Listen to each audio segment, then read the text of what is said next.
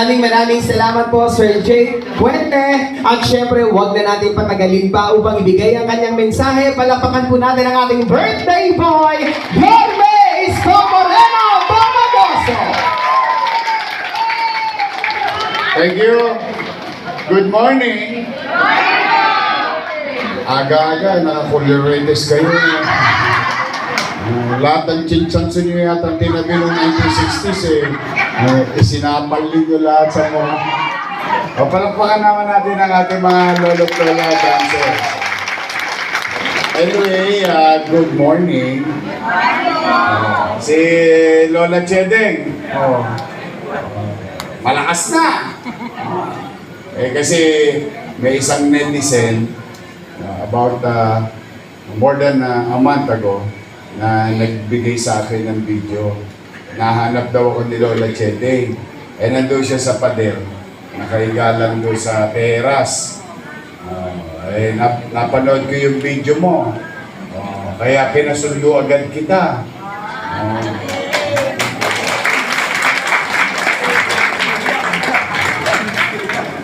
Lagi may awa ang Diyos. Masaya ako dahil nagamot na siya, no? Pagdating niya dito, tinatinang kagad siya ng doktor, and now, on her way to recovery. Nay, mas marami bang tropa dito?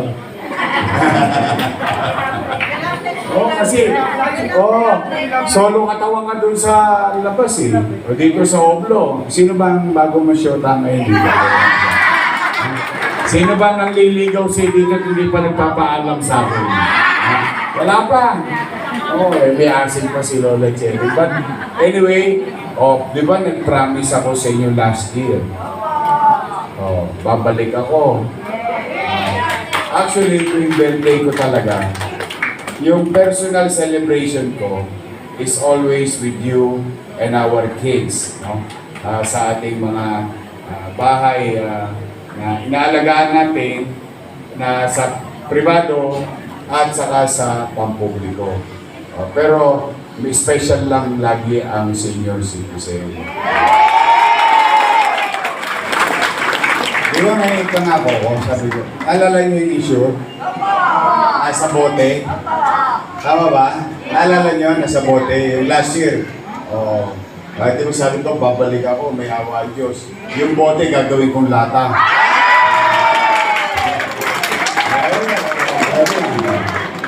Lahat kayo, dahil birthday ko, may regalo kayo sa akin. Lahat kayo, magkakaroon ng issue. Pampalangas. Pampakinis. Malamang to, next year. Thank you, Tay. Thank you. Thank you. Next year, malamang to, Night Chedeng, ipapaalala ko na sa inyo, si Father, nagkakasal. Pwede ka naman ikasal sa simbahan. Father, isang lechong baka ako, matuloy lang.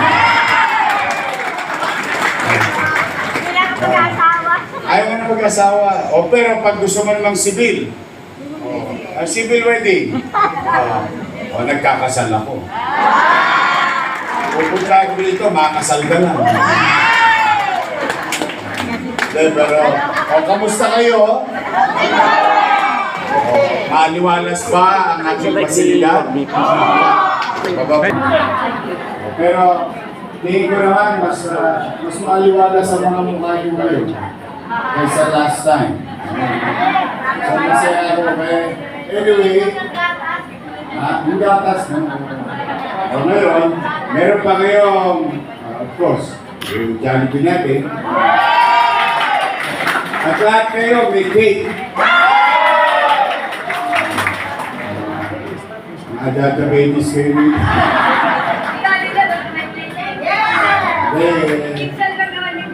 Pamisa-misa. Gaano kadalas ang misa? Parang pelikula yun, ha? Nay! Nay! Ako, ang wish ko talaga, let there be peace on earth. That is really my personal wish.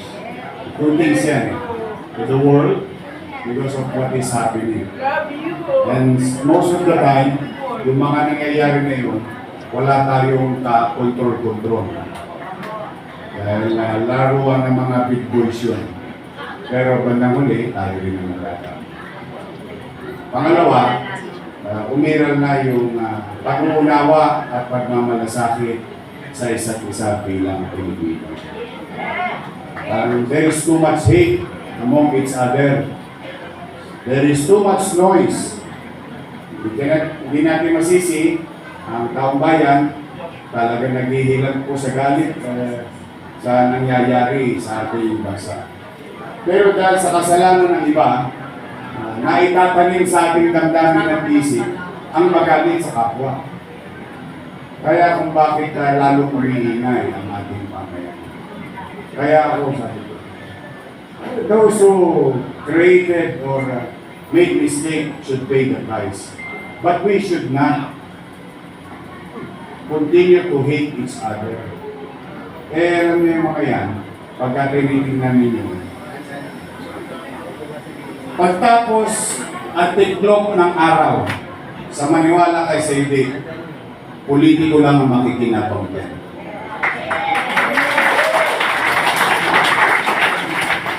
The same season,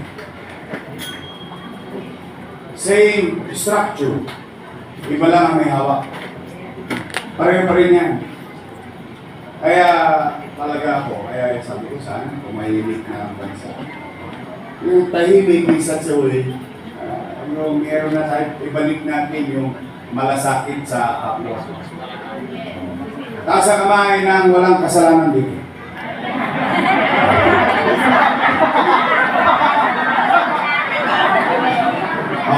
Taas ang kamay ng nagkasala. Then who are we to judge? That's exactly right.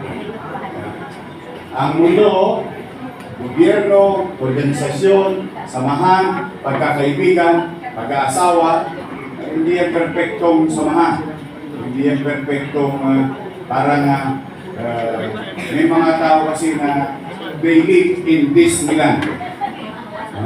Ang tawag ko doon, the world of make-believe. Kaya sa akin na lang, yun lang talaga yung gusto. Na maibalik yung malasakit sa kapwa, pagkakaunawaan. Lalo na kayo, mainitin ang ulo nyo. Irritable na, tama ba? Paano naman di mairita? Kaso-kasuhan mo, masakit. Ganyan mo, masakit. Tapos lang yata ng sakit sa katawan, mararamdaman mo araw-araw. Tapos hindi ka pa dadalawin ng mga mahal mo sa buhay. Tapos para kang hindi nagkaroon ng pamilya. Masakit. Kaya, total, nandito naman na tayo. Pwede tayo na lang ang mga pamilya.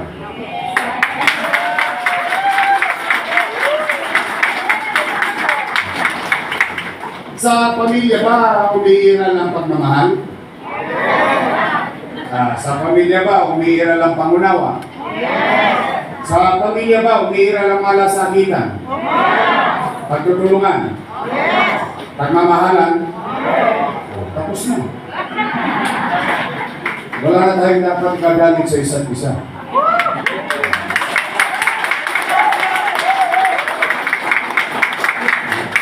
Kapwa-tawad ba? Basta ako, yun ang mga sinabi ng nanay ko sa akin. Tomorrow is the 10th anniversary of my mother. My mother died immediately a few hours after the birthday. Kaya yung kinukwento ko sa mga kabataan sa Manila, yung kinukwento ko rin sa inyo. Kasi nagiging masyadong adventurero yung ibang kabataan. Adventurous. Pero sa totoo, ito tunay. Nakabilang dako ng lipunan. But then again, basta ito gusto ko maramdaman yung araw-araw, kahit na tayo gipit bilang syudad ng Maynila. Kahit nasa dulo na kayo ng walang hanggan, malayo to eh. Malayo to sa gobyerno ng Maynila. Rest assured, through the leadership of J. De La Puente,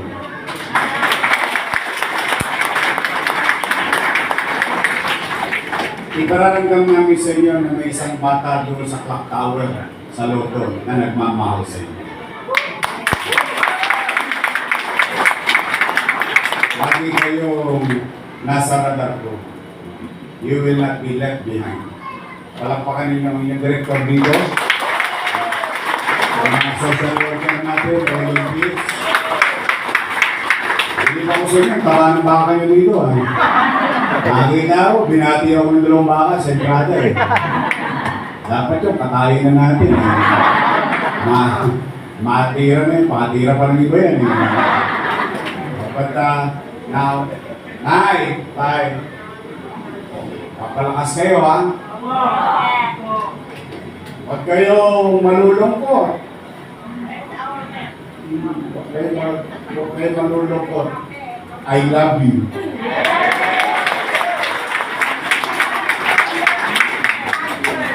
Kung inabot ko lang kayo nung araw ng kabataan nyo, nakalawit ko kayo. Maraming magaganda eh. Maraming magaganda mga lola ko eh. May kalalagyan sa akin ko nung araw. At sana lagi kayo maging malusog. Huwag kayo mawawalan ng pag-asa. May mga taong nagmamahal at nagmamalasakit sa inyo.